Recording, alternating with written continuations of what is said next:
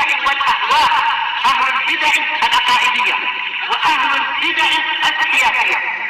نقول بيننا وبينكم السلف، بيننا وبينكم الكتب، كان فيقول البدع بيننا وبينكم. Bismillahirrahmanirrahim. Qala al-Imam al-Bukhari rahimahullahu taala al-babut tasi'.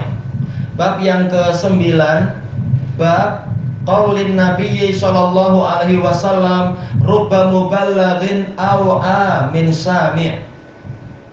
Yaitu pembahasan tentang sabda Nabi sallallahu alaihi wasallam boleh jadi atau terkadang. Iya, rubba dari sini. Setelahnya pasti apa? Majrur. Rubba muballighin. Boleh jadi orang yang mendapatkan riwayat, yaitu murid yang diberi ilmu, diberi hadis, awa lebih mampu menghafal dan memahami awa min sami' daripada yang mendengar langsung. Mendengar hadis itu dari saya, dari Nabi misalkan. Maka boleh jadi orang ketiga malah lebih paham. Apakah hadis ini yang di dalam tajuk ini sama dengan hadis yang berikutnya, hadis nomor ke-67 yang paling akhir lafadznya apa itu? Kata beliau, fa inna syahida asa ayyuballigha man huwa au alahu min. Secara makna memang dekat. Tapi telah dijelaskan oleh Al-Hafidz Ibnu Hajar rahimahullahu taala, hadis yang di dalam tajuk ini nanti akan diriwayatkan dengan sanad yang lengkap oleh Imam Al-Bukhari di dalam bagian yang lain, bukan di muka surat ini. Dan beliau mengatakan sebagian pensyarah ada yang justru tidak tahu bahwasanya hadis yang dalam tajuk ini ada di dalam Sahih Bukhari, lalu dia malah mengambil mengatakan ini diriwayatkan oleh Tirmidzi. Walaupun tak dosa, tetapi ini sudah ada dalam Bukhari juga, tak perlu cari sampai sejauh itu. Al-Hafidz beliau tahu. Kemudian apa yang diinginkan dari tajuk ini, yaitu di sini di sini Imam Bukhari ingin menjelaskan bahwasanya terkadang seorang guru itu memiliki murid yang lebih hebat, lebih hafal, lebih mampu mengambil istimbat, mengambil faedah-faedah dari dalil yang disampaikan oleh si guru. Kalau begitu, lalu apa yang menjadi tujuan kita? Tujuannya adalah untuk memberikan semangat si guru. Kalau tahu, ini kalau murid saya boleh jadi di antara ribuan, ratusan atau puluhan dari murid saya ada yang bagus-bagus. Ini kesempatan emas, nanti mereka yang akan mewarisi ilmu saya dan mereka yang akan mengajarkan lebih bagus lagi. Apa halanya untuk saya daripada punya murid yang buruk-buruk? Nah, ini boleh jadi kali ini saya punya murid yang bagus, maka saya akan bersemangat untuk mengajar dia sebanyak-banyaknya, sebagus-bagusnya. Ini memberikan semangat kepada si guru. Dan juga dari sisi yang lain, ini untuk menambah semangat bagi murid. Jangan kemudian hanya terengah-engah, oh ini guru saya hafalannya banyak, takkan saya mampu seperti itu. Guru saya jumpa Syekh Albani, jumpa Syekh bin Baz, saya tak mampu jumpa dengan orang-orang itu, lalu tak bersemangat. Tak, kita wajib bersemangat karena boleh jadi kita menghafal sebagus-bagusnya dan mendapatkan ilmu bagus dari guru itu, lalu dengan niat yang ikhlas dan semangat yang kuat, tahu-tahu dipermudah untuk jumpa guru yang lebih baik lagi, tambahan ilmu lagi, dan kita mampu mengambil faedah dari pelajaran guru yang ini. Intinya kedua belah pihak sama-sama punya semangat dan tidak saling merendahkan, tidak saling menghinakan. Seperti sebagian guru yang mengatakan, saya hafal 1000 hadis dengan sanad, kalian akan bingung kalau saya ajari. Seakan-akan tak mungkin ada murid generasi berikutnya yang mampu memahami dia, apalagi sampai menyamai dia, apalagi sampai melampaui dia. Ini tak boleh menghina para murid seperti itu. Boleh jadi murid malah lebih baik suatu saat nanti. Sekarang sedang proses menghafal dia. Kemudian kita masuk kepada hadisnya. Intinya adalah memberikan semangat kepada guru dan kepada muridnya. Bab ini Al-hadisus sadis wasitun haddatsana Al-hadisus sabi wasitun haddatsana Musaddad qala haddatsana Bishr Qala haddatsana Ibnu Aun an Muhammad bin Sirin an Abdurrahman bin Abi Bakrah an Abi, berarti siapa? Abu Bakrah radhiyallahu anhu, dzakaran nabiyya sallallahu alaihi wasallam, ayahnya menceritakan tentang Nabi sallallahu alaihi wasallam, qa'ada ala ba'irih, tatkala Nabi dalam keadaan Nabi sedang duduk di atas unta beliau ketika apa? Sedang haji wada itu. Wa amsaka insanun bi khitamih, ada salah seorang yang memegang tali kekang unta tersebut, au bisimami, sama tali kekang. Lalu Rasulullah SAW bertanya, jelas bertanya bukan karena Nabi tidak tahu, tetapi untuk memperingatkan tentang tingginya nilai apa yang beliau sebutkan itu. Ayyu yaumin hadza, hari apa ini? Fasakatna hatta dhananna annahu sayusammihi siwasmih, maka kami diam sehingga kami menyangka bahwasanya beliau akan menamai hari ini bukan dengan nama dia yang ma'ruf. Kalau dalam riwayat yang lain apa? Kami mengatakan Allah dan Rasulnya lebih tahu. Kemudian Nabi diam. Entah berapa menit atau berapa saat beliau diam sehingga kami menyangka beliau akan memberi nama yang lain. Qal alaisa yauman nahar, bukankah ini adalah hari nahar, hari yang ke-10 Dzulhijjah, berarti apa? Hari raya Idul Qurban. Qulna bala, kami menyatakan tentu. Qal fa ayyu syahrin hadza, kemudian bulan apa ini? Fasakatna hatta dhananna annahu sayusammihi bi ghairi ismi. Memang riwayat yang ini seperti itu, tapi riwayat yang lain banyak sekali menunjukkan kelengkapan lafadznya. Kami diam sehingga kami menyangka beliau akan menamai bulan ini dengan nama yang lain, tidak seperti nama yang ma'ruf. Dalam riwayat yang lain kami mengatakan Allah dan Rasulnya lebih tahu. Kemudian Nabi diam sehingga kami menyangka beliau akan menukar namanya. Faqal alaisa bidzil hijjah, bukankah ini Dzulhijjah? Qulna bala, kami menyatakan tentu.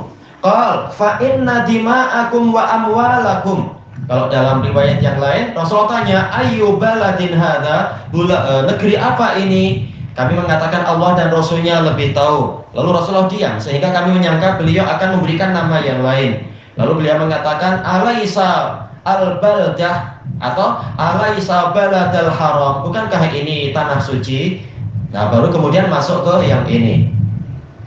Fa inna dima'akum wa amwalakum wa a'radakum, maka sesungguhnya darah-darah kalian, harta benda kalian dan kehormatan kalian bainakum haram, itu haram di antara kalian. Yaitu apa? Darah haram untuk ditumpahkan, harta haram untuk dirampas, kehormatan haram untuk dilanggar. Kahurmati yaumikum hada, seperti sucinya hari kalian ini. Yaumun nahar, ini hari paling suci sedunia. Paling agung, paling suci dan segalanya. Ternyata kehormatan muslim, walaupun muslim tidak maksum, muslim banyak dosa, tetap kehormatan dia lebih tinggi daripada ini. Fi syahrikum hada, di bulan kalian ini, berarti keutamaannya dilipatkan, keutamaan hari dengan keutamaan bulan. Fi baladikum hada, di negeri kalian ini, keutamaan tempat, betul-betul gabungan tiga keutamaan. Kesucian dari darah seorang muslim, harta seorang muslim, demikian pula kehormatan muslim. Ternyata gabungan tiga tempat, tiga keadaan yang paling terhormat itu tadi. Liyuballighi syahidul ghaib, hendaknya. Baik. Ini lamnya adalah lamul amr, masuk kepada fi'il menjazm. Hendaknya yang menghadiri peristiwa ini, syahid yang menyaksikan atau menghadiri ceramah ini, menyampaikan kepada yang tidak hadir. Nah, di sinilah sisi pendalilan yang diinginkan, yaitu penyebaran ilmu. Ilmu jangan hanya didengar lalu disimpan, tapi ajarkan ke yang lain dan bersemangatlah. Kenapa? Fa inna syahida asa ayyuballigha man huwa a'lahu min. Karena sesungguhnya orang yang menyaksikan, orang yang hadir langsung, boleh jadi dia akan menyampaikan ini kepada orang yang lebih paham dan lebih hafal tentang ini daripada dia. Diriwayatkan oleh Bukhari dan Muslim. Diriwayatkan dengan sanad yang banyak sekali dan hadis ini mutawatir, bukan hanya dari Abi Bakrah. Ada beberapa makna. Wi'a itu artinya adalah tempat. Jadi terkadang artinya adalah hifdz, hafalan. Terkadang artinya faham, pemahaman, dan seterusnya. Imam Bukhari meriwayatkan hadis ini dari Musaddad. Ini beberapa kali sudah pernah kita lewati. Kita lewati dalam apa? Kitabul Iman. Beliau adalah Abdul Hasan Musaddad ibnu Musahad ibnu Musarbil ibnu Mugharbil ibnu Mustawrid. Itu yang ma'ruf. Walaupun sebagian orang merasa heran, bahkan sebagian muhaddisun heran, betulkah nama dia macam itu? Tapi kita mau apa? Tapi dia punya keturunan datu-datu itu sepakat lah. Boleh jadi. Satu guru laku. Betul. Nah, ini beliau Abdul Hasan, beliau sikoh, bahkan kualitinya hebat sekali. Al-Basri. Qala haddatsana Bishr ibnul Mufaddal. Al-Basri siqatun kasirul hadis. Cuma ana lupa kunyah beliau. Bishr ibnul Mufaddal. Al-Basri siqatun kasirul hadis. Qala haddatsana Ibnu Aun, Abdullah bin Aun Artoban Al-Basri juga siqah kasirul hadis. Dan beliau bahkan ahli ibadah dan seterusnya, ma'ruf. An Ibnu Sirin, kalau yang betul Ibnu Sirin, yaitu Abu Bakar Muhammad Ibnu Sirin, yang ma'ruf sebagai pakar takwil mimpi dan fakih dan seterusnya, itu Al-Basri, yang terkenal sebagai imam dari sisi kewaraannya. An Abdurrahman ibni Abi Bakrah, beliau ini Abu Bahar. Kunyah yang lain adalah Abu Hatim. Abdurrahman ibnu Abi Bakrah Al-Basri. Beliau adalah bayi yang pertama kali lahir di masa Nabi di Basrah. Nah, beliau sikoh kasirul hadis dan seterusnya, keutamaan beliau banyak sekali. Ini Abdurrahman. An Abi, ayahnya ma'ruf, Abu Bakrah Rufai ibnu Al-Haris As-Saqafi Al-Basri. Jadi hadis ini dijelaskan oleh Al-Hafidz Ibnu Hajar musalsal bil Basriyin, semuanya orang-orang Basrah. Abu Bakrah yang ma'ruf, beliau masuk Islam pada waktu perang Hunain itu ya, perang Taif setelah Hunain. Zakaron Nabiyya sallallahu alaihi wasallam. Beliau bercerita kepada anaknya, beliau menyebutkan tentang Nabi sallallahu alaihi wasallam qa'ada ala ba'irih, dalam keadaan beliau duduk di atas unta beliau. Ini nanti pembahasannya ada dalam Kitabul Hajj, yaitu boleh untuk ketika manasik haji, mungkin tawaf atau di atas unta. Tapi jelas pemerintah sekarang melarang di atas unta, nanti buang hajat ke untanya. Tapi boleh kita untuk orang-orang yang punya keperluan, dia naik istilahnya itu wheelchair atau nama-namanya itu, terutama bapak-bapak tua, nenek-nenek dan seterusnya yang mungkin letih, boleh menyewa di sana atau bahkan ada yang free. Naik kendaraan ini sunnah. Sebagaimana diriwayatkan dari Muhammad bin Aslam At-Tusi, yang dikatakan beliau adalah Sawadul A'zam walaupun seorang diri. Beliau mengatakan semua sunnah Nabi saya sudah berusaha untuk melaksanakannya, kecuali ini. Saya ingin untuk boleh tawaf dengan naik unta, tapi tak mampu. Mungkin karena tak ada duit atau situasi pemerintah waktu itu tak rela unta ada di dekat Ka'bah misalkan, apalagi sekarang. Adapun Nabi dijelaskan oleh Al-Hafidz Ibnu Hajar, beliau naik unta itu walaupun beliau orangnya kuat, tapi ini hikmahnya adalah yaitu agar diteladani, karena beliau hanya haji satu kali saja di dalam Islam. Maka agar orang-orang tahu bagaimana cara beliau berhaji, beliau perlu menampakkan diri, maka perlu beliau itu posisinya di atas, naik unta. Tapi tak perlu takalluf, pakai kesaktian, pakai sajadah terbang, tak perlu, tak usah. Cukup dengan yang ma'ruf-ma'ruf aja, naik unta atau apa. Rasulullah mengatakan la'allakum la talqauni ba'da ami hadza khudhu anni manasikakum. Ambil dariku manasik haji kalian, karena boleh jadi kalian tak akan menjumpai aku setelah tahun ini. Tujuan beliau naik unta bukan untuk bersedap-sedap, tapi karena untuk diteladani karena ini terakhir kali. Kemudian wa amsaka insanun bi khitamih.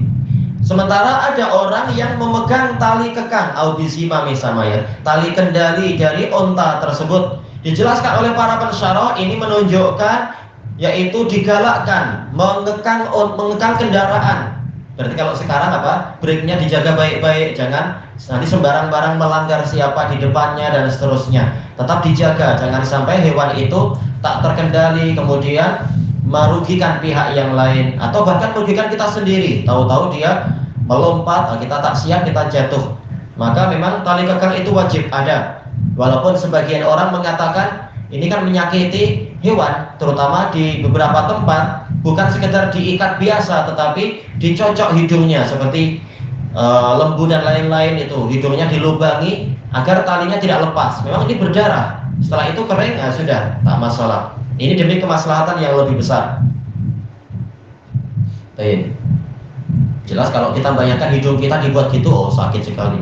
Tapi ini hewan sudah disiapkan untuk itu. Sebagai wanita, sebagaimana wanita kan telinganya pun ditindik, dilubangi untuk anting-anting. Ternyata setelah itu boleh sembuh dan suka pakai itu. Kemudian disebutkan di sini, sementara kalau dalam riwayat yang lain terkadang Anas bin Malik yang beliau itu memegang tali kekang dan terkadang air liur unta itu menjatuhi pundak beliau. Al-Imam Ibnu Taimiyah rahimahullah di dalam Majmu' Fatawa mengatakan ini salah satu dalil yang menunjukkan air liur hewan itu suci. Seandainya dia najis, tak mungkin Nabi membiarkan air liur hewan itu ada di dalam masjid. Jatuh, alhamdulillah jatuh di pundak sahabat yang memegang tali itu. Tapi bukan mustahil, terkadang menetes di bawah. Tapi kenapa Nabi tidak tahari, tidak bersungguh-sungguh untuk mencuci? Menunjukkan bahwasanya air liur unta dan sebagainya itu adalah tidak najis. Baik, karena kita diwajibkan untuk menyucikan Baitullah, an tahhira baitiya lit-ta'ifina wal 'akifina war ruk'is sujud. Hendaknya kalian berdua, yaitu Ibrahim dan Ismail, menyucikan rumahku untuk orang-orang yang melakukan tawaf, orang-orang yang melakukan rukuk dan sujud, orang-orang yang melakukan sholat di situ. Wajib untuk dijaga kebersihan masjidnya. Tatkala Nabi tidak bersungguh-sungguh memperhatikan jangan sampai air liur unta beliau itu jatuh ke tanah suci, ke Masjidil Haram pada waktu haji wada, itu menunjukkan bahwasanya air liur unta itu suci. Baik. Mana tadi? Kemudian disebutkan di sini qal ayyu yaumin hadza. Hari apa ini? Dijelaskan oleh para ulama ini menunjukkan boleh seorang pemimpin negara atau pemimpin kabilah atau istilahnya amirul hajj, pemimpin rombongan haji. Mungkin kalau sekarang yang mutawif atau boleh mengumpulkan rombongannya untuk kemudian memberikan ceramah, memberikan penerangan, memberikan pencerahan, jangan sampai mereka keliru di dalam cara ibadah hajinya atau untuk keperluan-keperluan yang lain. Di sini Rasulullah SAW berceramah karena ada keperluan untuk itu. Ayu yaumin hadza, walaupun ini boleh jadi karena ini yaumun nahar, ini waktu khutbah hari raya. Tetapi boleh jadi pula itu berlangsung setelah itu, mungkin petangnya atau jam berapa, sesuai keperluan. Intinya boleh ceramah sesuai keperluan, tidak hanya di dalam khutbah hari raya. Ayu yaumin hadza, hari apa ini? Jelas Nabi tahu itu hari apa. Tetapi kata para pensyarah ini adalah istifham sebagai litanbih. Pertanyaannya itu untuk memperingatkan tentang pentingnya perkara ini nanti. Nabi jelas tahu, sahabat juga tahu. Tapi diingatkan tentang nilai besar di balik ini semua. Hari apa ini? Fasakatna, kami diam. Dalam riwayat yang lebih jelas, kami mengatakan Allah dan Rasulnya yang lebih tahu. Kemudian Nabi diam, sehingga kami menyangka beliau akan menamainya dengan nama yang lain. Tapi kenapa beliau diam? Ada beberapa kemungkinan, boleh jadi beliau menunggu, barangkali ada yang ingin menjawab. Yang jelas semuanya tahu. Atau boleh jadi Nabi diam karena sedang turun wahyu untuk membahas permasalahan ini nanti. Cuma belum waktunya disebutkan. Makanya Rasulullah menjawab sendiri, alaisa yauman nahar, bukankah ini adalah hari nahar, yaitu 10 Dzulhijjah? Qulna bala, kami mengatakan tentu. Qalu fa ayyu syahrin hadza, kemudian bulan apa ini? Ini juga sama pertanyaannya, bukan sekedar litakrir, bukan sekedar meminta pengakuan, jelas semuanya tahu. Tetapi ini litanbih, memperingatkan, ini nanti tujuannya. Nah, terus jawabannya kurang lebih intinya sama. Kemudian Nabi menjawab sendiri, alaisa bidzulhijjah, bukankah ini Dzulhijjah? Qulna bala, tentu. Kemudian pertanyaan ketiga tak disebutkan di sini.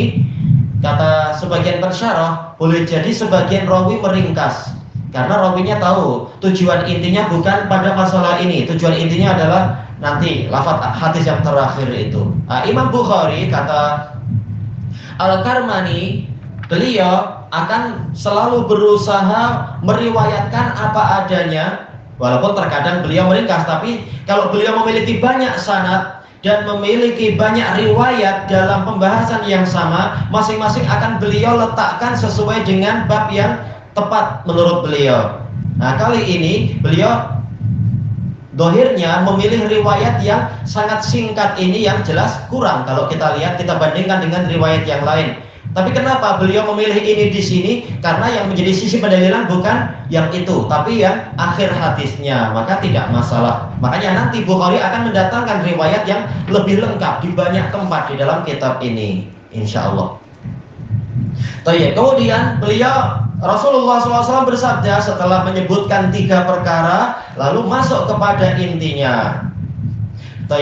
Fa inna dima'akum fa ta'qibiyah, maka yaitu takdirnya apa? Maka apabila kalian sudah tahu ini semua, masalah 2 masa suci dan 1 tempat suci, maka jawabannya apa?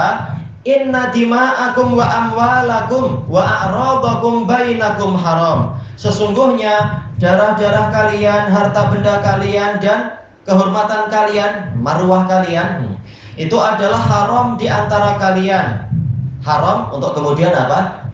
Maknanya jadi suci. Ya jelas memang suci, tapi asalnya haram ya haram. Maksudnya haram itu apa? Mamnu, yaitu terlarang. Terlarang darah untuk ditumpahkan sesuka hati, terlarang juga harta untuk diambil sesuka hati, dan kehormatan dan marwah juga terlarang untuk dicemarkan sesuka hati. Seperti hari kalian ini, apakah kita layak untuk sesuka hati mencemarkan kehormatan tanggal 10 di bulan Dzulhijjah di tanah suci lagi? Oh, ini orang sangat ketakutan biasanya, orang yang masih punya iman membuat kejahatan di tanah suci, kecuali yang memang hatinya itu tak takut pada Allah. Tetap ada penipu, tetap ada juga pencopet, peragut ya, copet itu, dan seterusnya. Tapi secara umum jelas orang takut sekali. Sebagaimana kalian takut untuk mencemarkan kehormatan 2 masa suci dan 1 tanah suci yang disebut ini, kalian wajib juga untuk takut terkait dengan masalah harta kaum muslimin, demikian pula darah kaum muslimin dan kehormatan kaum muslimin. Tapi sekarang boleh jadi ini termasuk perkara yang paling murah, naudzubillah, karena jahilnya orang. Kemudian ini sisi pendalilannya, lamnya lamut taukid, lamnya adalah lamul amr, berarti ini adalah kewajiban. Asalnya memang wajib berarti. Hendaknya orang yang hadir di dalam peristiwa haji wada ini, alal khilaf, yang dirajikan Al-Hafidz Ibnu Hajar, jumlahnya kurang lebih berapa? 87.000 orang. Alal khilaf riwayat-riwayat itu. Hendaknya yang hadir menyampaikan peringatan saya ini kepada yang tidak hadir, yang gaib. Mungkin yang tinggal yang tidak ikut haji, yang di Madinah, berapa orang? Masih banyak tentunya, bapak-bapak tua, nenek-nenek tua, anak-anak kecil, dan yang lain-lain, juga para wakil-wakil Rasulullah yang ditugaskan, yang demikian pula yang di perkampungan Badui, dan seterusnya. Jelas masih banyak yang lain yang belum hadir. Sekarang apa kena-mengena pembahasan ini dengan, yaitu kenapa Nabi mengingatkan ini? Bukankah perkara agama banyak? Kenapa di masa Nabi mengatakan boleh jadi di tahun depan kalian tak menjumpai aku, tahu-tahu beliau membicarakan masalah ini isyarat kata sebagian pensyarah apa yang Rasulullah SAW lihat akan munculnya kekacauan yang sangat besar yang terkait dengan kehormatan muslimin, terkait dengan darah mereka, terkait dengan perampasan harta dan seterusnya. Sejak terbunuhnya Umar ibn Khattab, walaupun kemudian Utsman berjaya selama kurang lebih berapa itu ya, 12 tahun untuk membuat situasi tetap tenang. Tapi kemudian setelah beliau dikepung, kemudian selama kurang lebih 50 hari, kemudian beliau dibunuh dengan dolim. Nah, itulah betul-betul fitnah datang secara bergelombang, sebagaimana yang disabdakan di dalam hadis Hudzaifah, atau fitnah datang bagaikan tetesan embun yang banyak sekali di waktu pagi, seperti yang Rasulullah sebutkan di dalam hadis Usamah bin Zaid itu. Maka sesuai sekali sebelum Rasulullah wafat ini beliau menyampaikan itu, selagi tidak pernah ada, kata Al-Hafidh dan juga kata Syekhul Islam Ibnu Taimiyah, tidak pernah ada perkumpulan para sahabat sebanyak itu di masa Nabi, melebihi masa Haji Wada. Maka sangat tepat apabila Nabi memilih tajuk ini untuk memperingatkan mereka akan kekacauan yang nanti menyebabkan beribu-ribu muslimin terbunuh dan darah tertumpah, harta dan kehormatan jadi dikacaukan dan seterusnya itu. Nabi memperingatkan itu. Fa inna syahid, fa-nya ini adalah fa ta'liliyah, yaitu yang setelahnya menunjukkan alasan bagi yang sebelumnya. Kenapa diperintahkan menyampaikan begini-begini? Alasannya karena orang yang hadir boleh jadi akan menyampaikan ilmu ini kepada orang yang lebih memahami. Nah, di sini ada isyarat, boleh jadi, yaitu apa? Di kalangan sahabat yang tidak ikut dalam Haji Wada, ada yang justru nanti lebih setia memegang hadis ini, lebih setia untuk tidak ikut campur dalam fitnah. Walaupun sahabat yang ikut dalam fitnah, mereka ijtihad sesuai dengan ilmu mereka, tetapi ada di antara yang tidak berkesempatan untuk ikut Haji Wada, tapi mendapatkan hadis ini lewat penyampai, justru dia lebih menaati hadis ini, menaati perintah Nabi, sehingga keadaan menjadi semakin tidak semakin kacau. Kalau yang hadir saja ada yang terjerumus dalam fitnah, sementara yang tidak hadir tidak tahu bagaimana cara bertindak, boleh jadi kekacauan jadi berlipat-lipat. Nah, alhamdulillah yang tidak hadir tapi tahu ilmu ini, dia malah betul-betul taat menjalankan perintah ini. Asa ayyuballigha man huwa alahu min. Boleh jadi yang hadir langsung, belajar langsung ke Nabi waktu itu akan menyampaikan ilmu ini, peringatan ini kepada orang yang lebih memahami itu daripada dia, dari yang tidak hadir. Nah, ini dimasukkan dalam kitabul ilm untuk memberikan semangat kepada para penyampai dan kepada para muridnya. Semuanya bersemangat, murid pun bersemangat. Boleh jadi nanti murid saya yang berikutnya lagi akan lebih pandai dari saya, lebih mengambil faidah, sehingga pahala dia banyak, saya dapat pahala yang banyak karena saya sebagai penyebab dia untuk menjalankan ilmu ini dan itu. Lalu semuanya bersemangat untuk menyebarkan ilmu ini. Baik, ilahuna wallahu a'lam. Subhanakallahumma wa bihamdika la ilaha illa anta astaghfiruka wa atubu ilaik. Walhamdulillahirabbil alamin. Jazakumullahu khairan.